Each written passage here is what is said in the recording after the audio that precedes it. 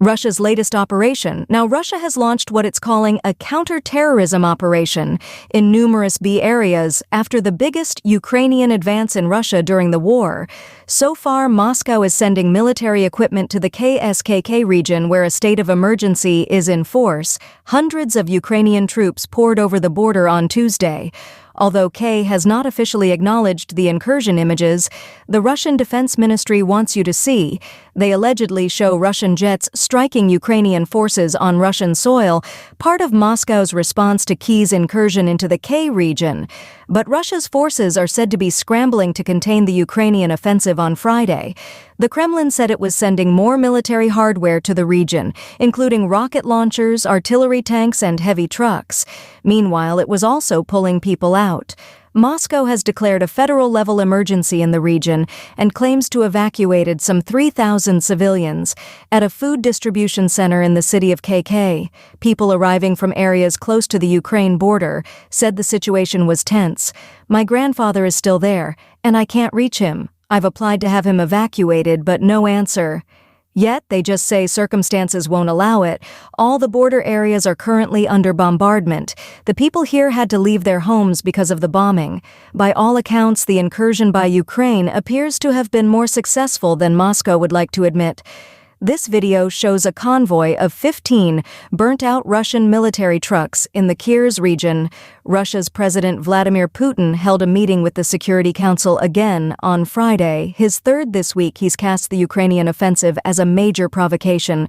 Meanwhile, Ukraine's President Vladimir Zelensky also held a meeting with his top defense officials on Friday.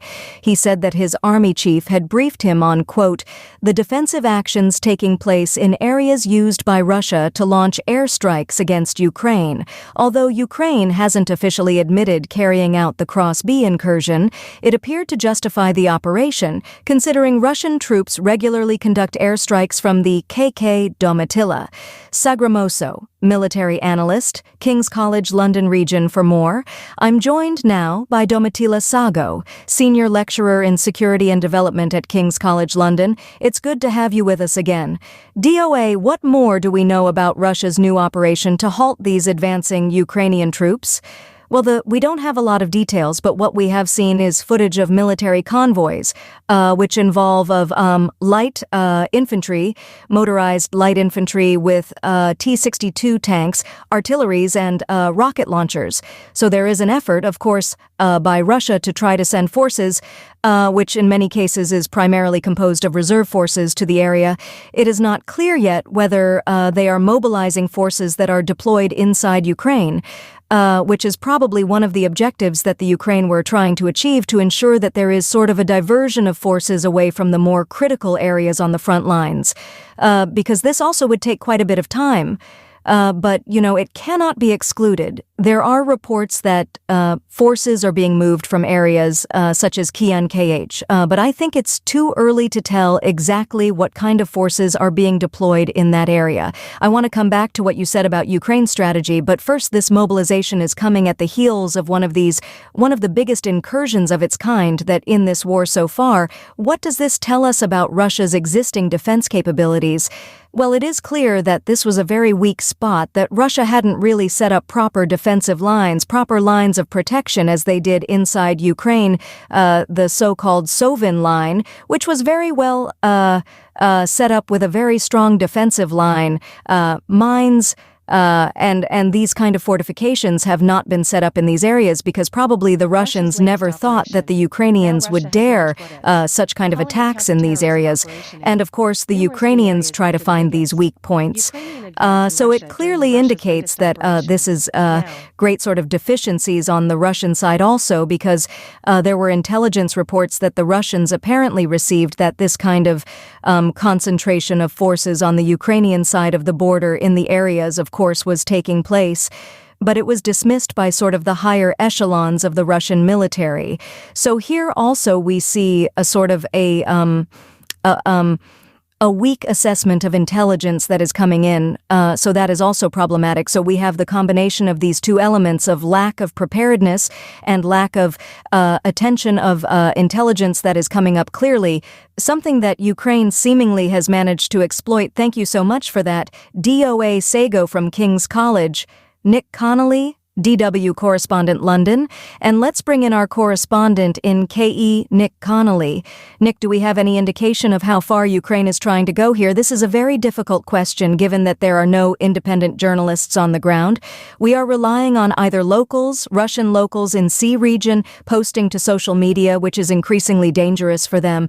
We've had reports of Russian civilians who posted videos of the results of Ukrainian attacks being arrested, detained, or the so-called military bloggers. These are Russian bloggers that are close to the Russian military and obviously have an agenda, so there has been talk of the fact that maybe the Ukrainians had initially gone further deeper into Russian territory, rather heading maybe towards the city of KSK or the KSK nuclear power station. Now reports that maybe those were just kind of outrider attacks, and they're now focusing more on heading east and west along the border. So kind of a sliver, kind of buffer zone along the border rather than going deep into Kursk region. We simply don't know. It seems like there's a lot of opportunism here that basically the Ukrainian side wasn't expecting this to be as easy as it has proven to be. They weren't expecting the Russians to be as unprepared as has been the case. And so they're basically trying to see what they can get and, work out on the ground. What this is going to be. Are they going to be disappearing back up across the B soon, or is this something where they're going to be digging in to then potentially exchange this territory somewhere down the line? Will Russia be able to reinforce its defenses quick enough? Well, that's been the kind of very interesting story already. You've got the blame game running on the Russian side, especially some CET-Chen units that were meant to be protecting the border, basically coming out and saying, well, the Ukrainians just rushed past us. We tried to defend them the border, but, suddenly they were behind us inside Russian territory. So seemingly the defensive lines built by the Russian side here not very effective. Unlike those defensive lines that the Russians have built in occupied Ukraine, and it seems like the Ukrainians knew where those defenses were. There seemingly weren't huge minefields, and so they were able to clear those defensive lines pretty quickly and, basically overtake any defenses that were there. And we understand, obviously, Russian forces are thinly spread right now. They're trying to attack all across the front lines in Ukraine. So these were, with the exception of those SEN forces, people doing their military service and kind of local law enforcement rather than kind of battle-hardened troops. How are people in KE reacting to the developments? I think it's definitely changed the mood, the tone here in Kiev. Obviously, there's been months of bad news, not catastrophic, but bad news from the east, and this has shown that, Ukraine can out of nowhere, basically, without much in the way of a kind of announcement or the kind of expectations that we had last year of that counteroffensive, basically change the rules of the game and take everyone by surprise. There's also been a lot of kind of happiness here in Ukraine that Western countries have not come down hard on.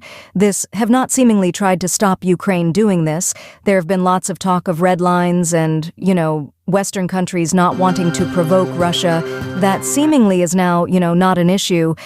So I think the political side that this shows that Ukraine is not going to be railroading some kind of agreement on Russian terms. That is something that people are seeing is incredibly positive here. Intriguing developments from Nick Connolly in Kyiv.